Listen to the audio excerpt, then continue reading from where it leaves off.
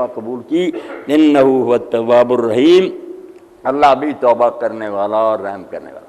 توبہ کرنے والا۔ اب لفظ ایک ہی ہے، معنی بدل جاتے ہیں، جیسے پورا پوزیشن بدل جاتی ہے۔ آپ پڑھے لکھے پوٹ آؤٹ کہتے ہیں، پوٹ آف کہتے ہیں، پوٹ ان کہتے ہیں، پوٹ وہی رہتا ہے۔ اب توبہ ہے، اس کے بعد اگر الہ آتا ہے، الف اور لام اس پر زبر، الہ، تو وہ اللہ کی طرف رجوع کرنا، توبہ کا معنی لوٹنا، رجوع کرنا۔ بندہ کرے گا توبہ تو توبہ الیہ، اللہ کی طرف دوبارہ واپس آئے گا، اور اللہ کے لیے آئے گا تو عین کے ساتھ ہوگا، علی،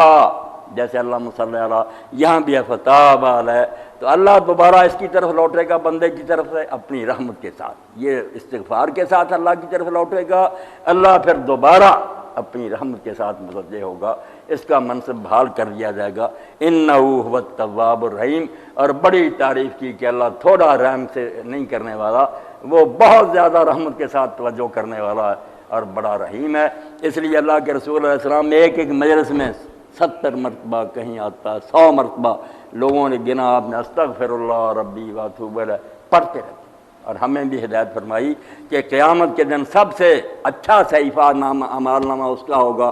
جس کے اعمال نامے میں استغفار بہت پایا جائے گا، بہت زیادہ معافیاں اس نے رب نے مانگی ہوں گی۔ اور اس استغفار کے بھی مراتب ہیں، ہر بندے کے اپنے مقام اور مرتبے کے مطابق معافی مانگنا۔ امام ابن قیم فرماتے ہیں ہمارا استغفار کیا؟ استغفار عن المعاصی، ہم گناہ کرتے ہیں اللہ سے معافی مانگتے ہیں۔ پیغمبروں کا استغفار کیا؟ جو رسول اللہ معافی مانگتے تھے وہ کیا تھا؟ آپ کون سے گناہ کرتے تھے؟ وہ استغفار اور طاعت، بہت اونچا مقام کہ نیکی کرو، نیکی کے بعد بھی کہو کہ حق تو یہ ہے کہ حق ادا نہ ہو۔ یہ مقام ہے پیغمبروں کا، جو انجیل میں بھی بیان ہوا کہ عیسیٰ علیہ السلام نے کہا جب تم ساری شریعت پر عمل کر لو، کوئی حکم بھی تورات کا باقی نہ رہے، اس کے بعد بھی کہو اے مالک میں نکما نوکر۔ کتنی پیاری بات، فخر نہ کرو، نہ تکبر کرو کہ میں نے بہت کمال کیا، مانو کہ کچھ نہیں ہو سکتا۔ اسی لیے آپ دیکھتے ہیں نماز پڑھ کر ہم فارغ ہوتے ہیں، اللہ کے رسول سلام کہتے ہی فرض نماز کا 3 بار کہتے اللہ اکبر، کہاں اللہ کی شان اور کہاں میری یہ نمازیں، استغفر اللہ استغفر اللہ۔ شیخ عبداللہ مزدلی لکھتے ہیں کئی مرد اور بیجینوں نے کہا کہ نماز کوئی گناہ کا کام تھا کہ حضور معافی مانگ، اور نامراد کون تمہیں سمجھاوا ہے کہ گناہ سے توبہ کرنا ادنا لوگوں کا کام ہے، نیکی کے بعد بھی معافی مانگنا کہ ہم وہ نہیں کر سکے تو تیری شان کے لائق تھا، یہ بلند مرتبہ تمہیں کہاں نصیب ہوگا۔ میدان عرفات سے لوٹا ہے، وعدہ ہے کہ اللہ وہاں بخش دیتا اپنے بندوں کو، مگر آپ سورہ بقرہ دیکھ لیں، اللہ کہتا جب عرفات سے آؤ اور مشعر الحرام میں ٹھہرو، وہاں بھی رات جو ہے عرفہ کی، مزدلفے کی، اللہ سے معافیاں مانگو۔ استغفار کا حکم ہو رہا کہ حج پورا ہو گیا، معافی ملی مگر معافی مانگ۔ ہم نے روزہ رکھا، شام ہوئی، حکم ہوا کہ افطار کے وقت کی دعا قبول ہوتی ہے۔ حضرت عبداللہ ابن عمرو العاص رضی اللہ تعالیٰ عنہ کہتے اللہم انی اسألک برحمتک التی وسعت کل شیء ان تغفر لی ذنوبی، اللہ تیری اس رحمت کا واسطہ جو ہر شے سے بڑی ہے، میرا گناہ معاف کر دے۔ عبادت کے بعد زکوٰۃ کے بارے میں کہا گیا کہ زکوٰۃ کو چٹی نہ بنا لینا کہ زکوٰۃ دی اور وہ بھی نیت بری ہوگی، غرور کیا، میں نے بڑا انعام کیا اس مسکین پر، سب ضائع کر لو گے۔ دیتے وقت یؤتون الزکوٰۃ وہم راکعون، ایک طرف زکوٰۃ دے رہے اور ایک طرف تم جھکے ہوئے ہو، اس احسان کے بوجھ چلے دبے ہوئے کہ اللہ چاہتا مجھ کو بھی اس طرح مانگنے والا بنا سکتا، اگر میں دے رہا ہوں تو میں اس کی مہربانی، یہ بندہ بھی میری طرح کا بلکہ میرے سے بہتر ہو سکتا اللہ کے، دیتے وقت جھکے ہوئے ہوتے۔ اسی لیے حضور نے دعا سکھائی کہ کہا کرو صدقہ اور خیرات دیتے ہوئے اللہم اجعلہ مغنما ولا تجعلہ مغرما، اللہ اس صدقے خیرات کو میرے لیے نفع کا سبب بنانا کہ مجھے اس سے کچھ حاصل ہو جائے، چٹی نہ بنانا کہ یہ تاوان ہی ہو، مال بھی کیا اور میرا بھی کچھ نہ۔ تو یہ ہے توبہ اور استغفار جو اللہ تعالیٰ نے آدم علیہ السلام کی سنت ہم تک پہنچائی کہ تمہارا باپ بھی بھول گیا تھا مگر وہ سنبھل گیا، اور بعد میں الٹا درجہ اس کا بلند ہوا کہ اللہ نے توبہ قبول کی، نبی بنایا، شریعت دی۔ تو اللہ تعالیٰ توفیق دے تو ہم بھی اپنی زندگیاں جیسے اللہ کا منشا ہے کہ شکر گزار بندوں کی طرح گزاریں، ہر وقت یہ یاد رکھیں کہ ہم کو اللہ تعالیٰ نے اگر دوسروں سے کچھ بہتر بنا دیا شکل و صورت میں، یا مال زیادہ دیا، یا حسن دیا، یا علم دیا، تو یہ کوئی فخر کی بات نہیں۔ جیسے پھلوں سے لدی ہوئی ٹہنی جھک جاتی ہے نا، جس پر زیادہ انعام اس کو اتنا ہی زیادہ جھکنا چاہیے۔ اللہ کے رسول علیہ السلام کے پاؤں سوج جاتے تھے تہجد کی نماز میں، تو ہم عائشہ رضی اللہ عنہا نے کہا یا رسول اللہ، اللہ نے تو آپ کو بخش دیا، آپ اتنی کیوں محنت کرتے ہیں؟ فرمایا افلا اکون عبدا شکورا، اللہ نے اگر انعام مجھ پر کیا تو ایسا میں زیادہ شکر گزار بندہ نہ بنوں، میں اس احسان کا حق نہ ادا کروں، اتنا ہی مجھے زیادہ اس کے سامنے اپنا ماتھا رگڑنا چاہیے کہ تیرا انعام ہے۔ اب اللہ کے بندوں کا حال جو ہے کہ حضرت ابوبکر شبلی جا رہے تھے، اتنے بڑی ولی اللہ، کتا آ گیا تو آپ نے ہاتھ باندھ لیے اور ادب سے کھڑے ہو، کتا گزر گیا تو آپ کے شاگردوں نے پوچھا کہ حضرت لوگ تو اس کو پلیت سمجھتے ہیں، پتھر مارتے ہیں، آپ اس کے لیے احترام کے طور پر کھڑے ہو۔ تو آپ نے فرمایا تم نے سنا وہ کیا کہتا جا رہا تھا؟ وہ زبان حال سے کہتا، منہ سے نہیں بولتا تھا، اپنی حالت سے بتاتا جا رہا تھا کہ شبلی تو بھی کتا بن سکتا تھا، میں تیری جگہ شبلی ہوتا اور لوگ ہاتھ چومتے، میں تیری جگہ ماں تو از یک گلستان ہے متا، میں اور تو دونوں جو ہے نا ایک ہی باغبان نے پودے لگائے،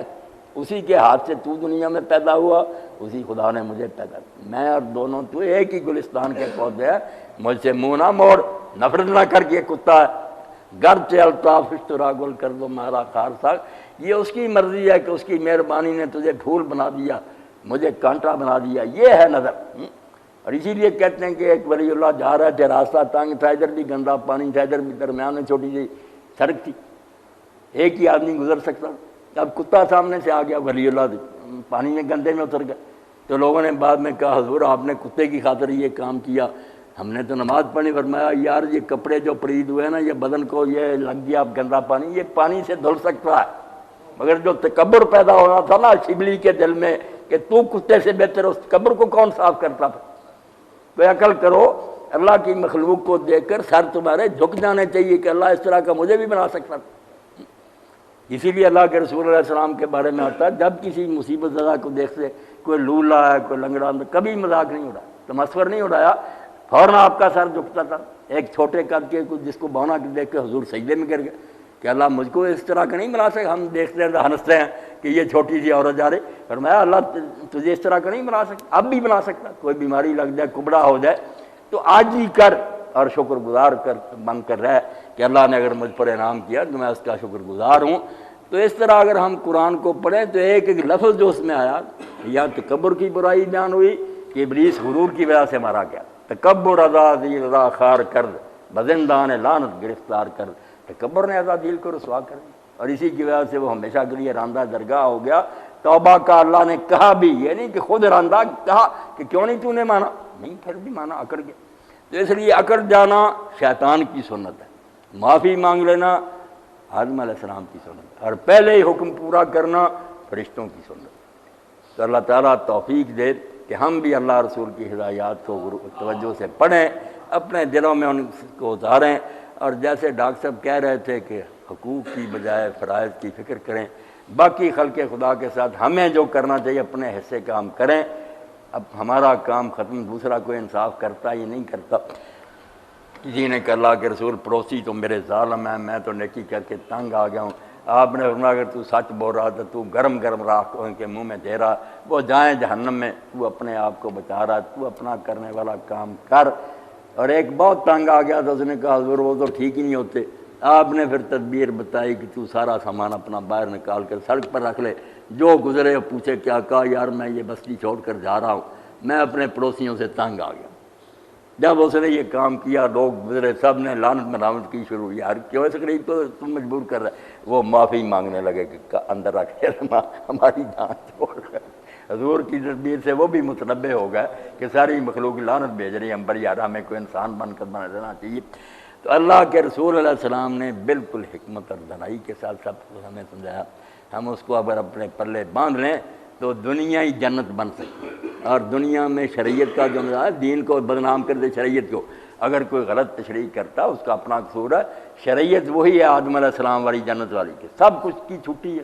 چند چیزیں ہر بارے میں جو نقصان دہ ان کو روک لیا گیا، ان کے لیے دعائی دیتے ہیں کہ یہ کیوں کہ روکا، وہ روکنے کی چیزیں نقصان دہ، باقی کھانا پینا لباس سواریاں انگن چیزیں،